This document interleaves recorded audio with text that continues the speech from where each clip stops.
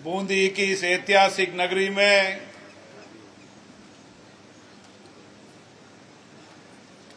जो हाड़ी रानी की धरती, शौर्य वीरता की धरती, छोटी काशी में आज नगर परिषद के नए भवन का लोकार्पण हो रहा है।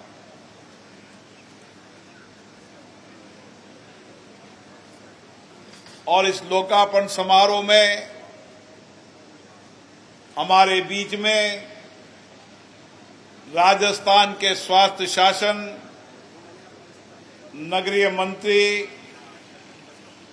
श्री झावर सिंह जी खर्रा जी,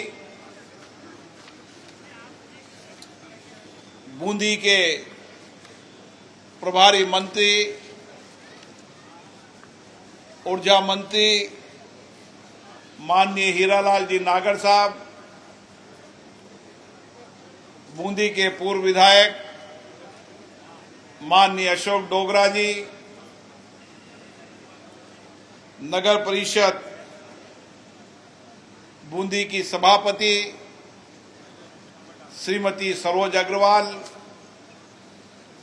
बूंदी के जिला अध्यक्ष रामेश्वर मीणा जी, सभी पंचायत समिति के प्रधानगण, नगर परिषद के सभी पार्षदगण, अतिथि भाइयों, नागरिक बंधुओं, ये बूंदी का नगर परिषद का भवन लोगों की आकांक्षाओं, लोगों की अपेक्षाओं और लोगों के विश्वास का केंद्र बने। यहां पर आने वाला एक सामान्य व्यक्ति को भी इस भवन में बैठने वाले लोग सद्भावना के साथ सुनकर उसकी समस्या का त्वरित निदान करें। भवन की बिल्डिंग सुंदर बनने से नहीं, जब तक भवन में बैठने वाले लोग संवेदनशील हो, जो बूंदी के विकास के सपने को लेकर बैठे हैं, हमारे सभी जनप्रतिनिधि उन बूंदी के सपनों की अपेक्षाओं को पूरा करें। मेरा मानना है कि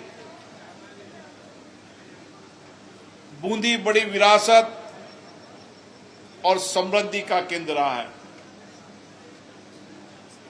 यहां की विरासत समृद्ध रही है, यहां की विरासत भी समृद्ध रही है। अब हमारी जिम्मेदारी है कि वर्तमान और भविष्य के अंदर हम बूंदी की समृद्धि को और बढ़ाएं और बूंदी की प्रसिद्धि केवल भारत में नहीं, दुनिया के कई देशों के अंदर बूंदी के शौर्य की कहानियां, यहां का पत्थर,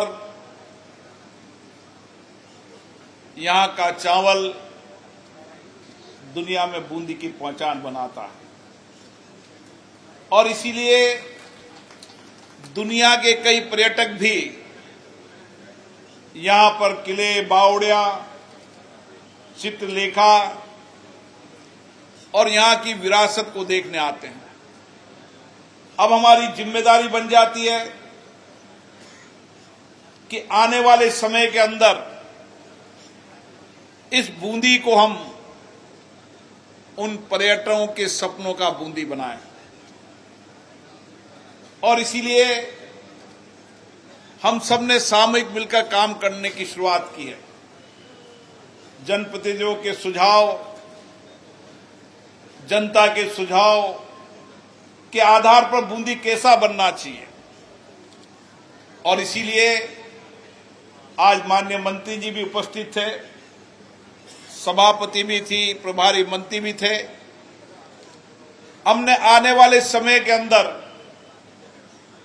पूरी बूंदी शहर के विकास का मास्टर प्लान बनाने के लिए कहा है, ताकि आने वाले समय में जनता की भावनाओं के अनुरूप यहां आने वाले पर्यटकों की भावनाओं के अनुरूप, चाहे पर्यटक देशी हो चाहे विदेशी हो, उसकी भावनाओं के अनुसार बूंदी बने। और इसीलिए 280 करोड़ की लागत से प्रथम चरण के अंदर विकास का एक ढांचा तैयार किया है। और उस विकास के ढांचे में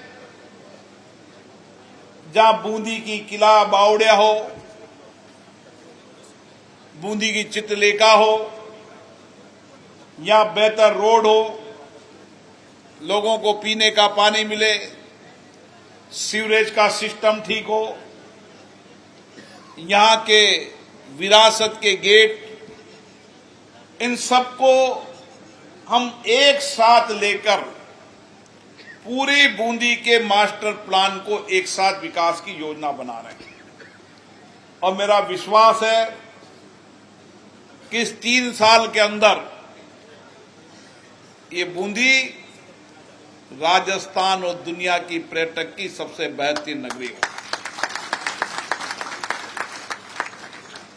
और इसलिए पर्यटन के कई आयाम होते हैं, क्योंकि वर्तमान में वन अभयारण्य भी पर्यटन के लिए आकर्षण का केंद्र होता है। रामगढ़ विषधारी के अंदर बाघों का आना शुरू हुआ है। रामगढ़ विषधारी के विरासत, वहां की पर्यटन के रूप में वहां की प्राकृतिक सौंदर्य, वहां की पहाड़ियां, इस राजस्थान में नहीं पूरे देश के अंदर ये अभयारण्य आने वाले समय के अंदर अपनी अलग पहचान बनाएगा। जो भी लोग रामगढ़ अभयारण्य में आते हैं,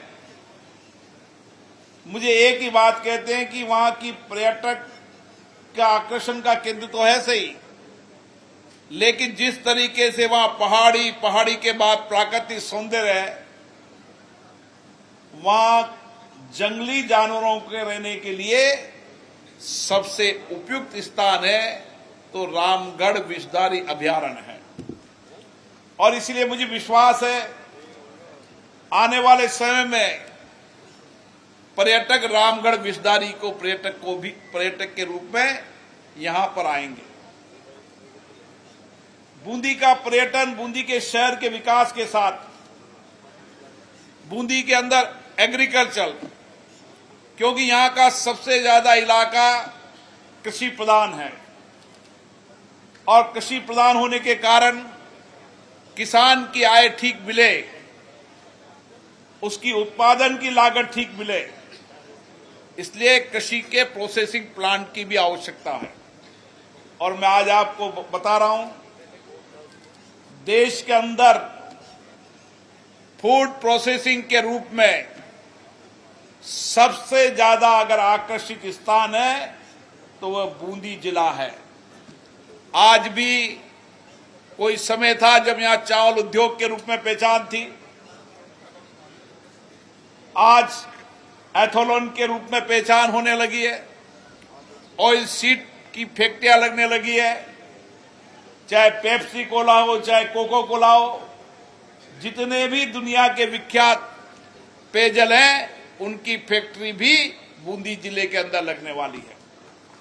इसलिए बूंदी के अंदर एग्रीकल्चर बेस्ड उद्योग के साथ आने वाले समय के अंदर यहां का स्टोन और स्टोन पार्क, जब स्टोन पार्क बनेगा तो स्टोन को आप देखेंगे दुनिया के अंदर उस स्टोन की कैसी विशेषता है। तो यहां पर हम आने वाले समय के अंदर इस पत्थर का जो एक्सपोर्ट है उसको भी दुगना करेंगे, ताकि हमारे डाबी दनेश्वर खनन इलाके के अंदर वहां के उद्योगपति और मजदूरों के जीवन को बदला जा सके। ये एक हमको सामूहिक प्रयास करने की आवश्यकता है। मेरा मानना है एग्रीकल्चर सेक्टर के साथ साथ आने वाले समय के अंदर यहां पर मेडिकल कॉलेज, मेडिकल की सुविधा बढ़िया हो और मेडिकल कॉलेज का इलाज कराने वाले व्यक्ति जब आएंगे तो उनके तीनदार मैंने देखे खुले आकाश में सोते हैं, सर्दी में सोते हैं। हमने कोटा में रामाश्रय का शिलान्यास किया है।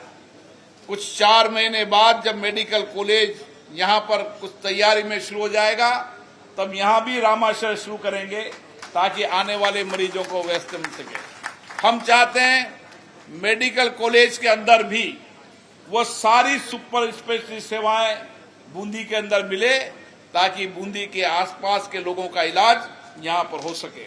और इसी के साथ बूंदी के समग्र विकास के लिए मुझे एक दिन रामेश्वर मीना जी ने ऐसे ही कहा कि नेनवा रोड पर बहुत ट्रैफिक जाम रहता है, नेनवा रोड पर एक फ्लाईओवर बनना चाहिए।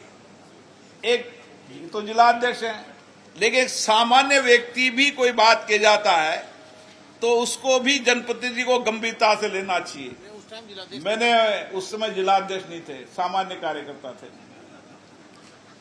लेकिन मैंने उसी दिन विचार किया कि वाकई में नेनवा रोड पर मैं गाड़ी लेकर गया और मैंने देखा कि नेनवा रोड बहुत जाम रहता है। आपको बता रहा हूं कि सेंटर रोड फंड के सहयोग से 55 करोड़ की लागत से वो फ्लाईओवर स्वीकृत हो गया। मैंने आज सभापति जी से पूछा, मैंने कहा सभापति जी 280 करोड़ रुपए कम पड़ रहे हो तो आज बता दो, मंत्री महोदय की मौजूदगी में हो। बूंदी में कोई ये नहीं कहना चाहिए कि बूंदी में कोई कमी रह गई, क्योंकि आने वाले समय में पर्यटक बढ़ने की संभावना इसलिए है कि हमारी रोड कनेक्टिविटी बेटर है। दिल्ली बॉम्बे का हाईवे, सारे कोटा बूंदी के रोड आने वाले समय में मिसिंग लोंग हो,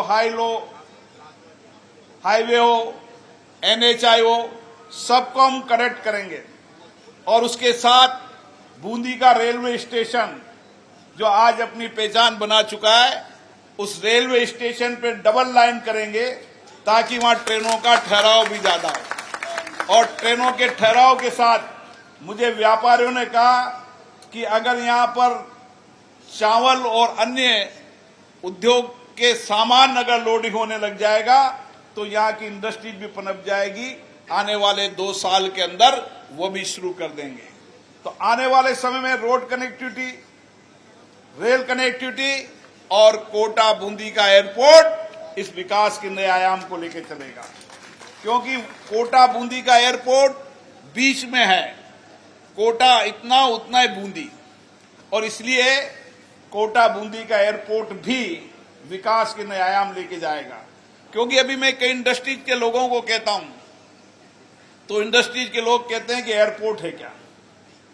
मैं जितने देश और दुनिया के बड़े उद्योगपतियों को लाने का प्रयास करता हूं, मैंने एक बार कुछ उद्योगपतियों को बुलाया, सब उद्योगपति ने कहा कि आप कहते हैं हम कोटा आएंगे, लेकिन एक सवाल था कि हमारा हवाई जहाज बड़ा, आपके कोटा एयरपोर्ट पे नहीं उतरे।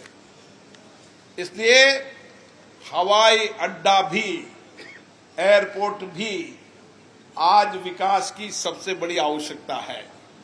और अगस्त में उस एयरपोर्ट का काम भी शुरू होगा और 27 तक, दिसंबर तक हम एयरपोर्ट को शुरू कर देंगे। इसलिए हमने छोटे छोटे विषय ध्यान दिया। मैंने कहा कि कोटा में खेल स्टेडियम बढ़िया है। आज बूंदी का खेल स्टेडियम 30 किलोमीटर दूर पर कहीं भी एस्ट्रोटर्फ नहीं बन सकता। आज बूंदी का स्टेडियम में पहले चरण में 19 करोड़ रुपया लगा है, अगले चरण में 24 करोड़ लगेगा। मैंने उस दिन कहा था कि 50 करोड़ रुपए की लागत से यहां का एक बेहतरीन खेल स्टेडियम बनेगा ताकि गांव का दूर दराज का खिलाड़ी भी राष्ट्रीय अंतर्राष्ट्रीय खिलाड़ी बन सके। और इसीलिए सारी खेलों की मापदंडों को हमने अंतर्राष्ट्रीय स्तर पर रखा है। हमने चाहे स्विमिंग पूल हो, चाहे स्ट्रोटॉप हो, चाहे टेबल टेनिस हो, चाहे बास्केटबॉल हो, चाहे बॉल वॉली हो, चाहे बैडमिंटन हो, हर को हमने रखा है। आने वाले समय के अंदर बूंदी के अंदर एक स्टेडियम की जो कमी थी, उस स्टेडियम और मेला ग्राउंड को भी हमारी कार्य योजना का हिस्सा है। आजाद पार्क भी हमारे कार्य योजना का हिस्सा है। और मैंने एक दिन कहा था कि कोटा के लोग भी बूंदी को रात को देखने आएंगे। आप वो सपना भी अब जल्दी पूरा होगा। कुछ समस्याएं हैं, वो हर शहर के अपनी अपनी समस्याएं, लाइट लगा देते हैं, लाइट लोग तोड़ देते हैं, लाइट उठा के ले जाते हैं। कुछ लोग कहते हैं भाई साहब लाइट तो लगा रहे हो, लाइट ले जाएंगे उठा जाएंगे। धीरे धीरे लोगों की आदत को परिवर्तन करना पड़ेगा। मेरा आपसे इतना ही निवेदन है कि हमारा भी कंट्रीब्यूशन इस बूंदी के लिए होना चाहिए। मैं आपसे दो बात मांगता हूं, इस बूंदी को इतना हरा भरा कर दो कि लोग हरे भरे के देखने आए तो बूंदी के अंदर देखने आए। आप यहां से खड़े होकर देखोगे तो आपको पहाड़े हरी नजर आएगी। और इसी तरीके से बूंदी शहर हरा भरा भी रहे और बूंदी शहर स्वच्छ रहे। और इसीलिए मैंने हुडको से कहा है 70 लाख रुपया उन्होंने सफाई के लिए दिया है। और सारे कचरा पॉइंट, जितने भी बूंदी शहर के कचरा पॉइंट है, उसको कचरा मुक्त करने के लिए अंडरग्राउंड कचरा घर बनेंगे। और हुडको जो दुनिया के सबसे बढ़िया अंडरग्राउंड कचरा पात्र है, उसको हुडको जन सहयोग से बढ़ाएगा, CSR पद्धति से बनाएगा। मैं निश्चित रूप से कह सकता हूं कि आने वाले समय में मेरी कोशिश रहती है, जो आपकी भावना है, जो आपकी आकांक्षा है, आप वर्षों तक बूंदी में विकास के लिए संघर्ष कर रहे थे। और मैंने आपसे कहा था एक समय आएगा जब बूंदी की सारी अपेक्षाओं को पूरा करेंगे। आज मैं आपसे कह के जा रहा हूं, इस 3 साल के अंदर इस बूंदी की अपेक्षा आकांक्षाओं को पूरा करने की जो आपने मुझे जिम्मेदारी दी है, मैं हर क्षेत्र के अंदर, हर दिशा के अंदर काम करने की योजना बना रहा हूं। आने वाले समय के अंदर बूंदी हर क्षेत्र में अपने आप में इनोवेशन का एक नया केंद्र बनेगा। और यहाँ के पर्यटन, यहाँ की विरासत अपने आप में अद्भुत होगी, लेकिन यहाँ की आधुनिकता भी अपने आप में अद्भुत होगी। आप सब आज यहाँ पर आए हैं, मेरी आपसे ये अपेक्षा है, विशेष रूप से जनप्रतिनिधियों से मेरी ये अपेक्षा है कि हमें जनता ने बहुत अपेक्षाओं से चुनकर भेजा है और आप लोकतंत्र की सबसे मजबूत इकाई के जनप्रति हो। जितना संवाद, जितना जनसंपर्क जनप्रतिनिधि का, वार्ड मेंबर का रहता है, उतना संवाद किसी का नहीं रहता। इसलिए जब कभी भी जनता आपको कोई भी भावनाओं से अवगत कराए, आप कागज पेन डायरी में लिखें। अगली बार हम आएंगे, महीने भर बाद बैठेंगे, आपकी लिखी हुई डायरी के उन सुझावों के आधार पर हम बूंदी के विकास की कार्य योजना बनाएंगे, ताकि हम बूंदी को विरासत के साथ आधुनिकता का बूंदी बना सकें। आप सबको बहुत बहुत धन्यवाद। जय हिंद।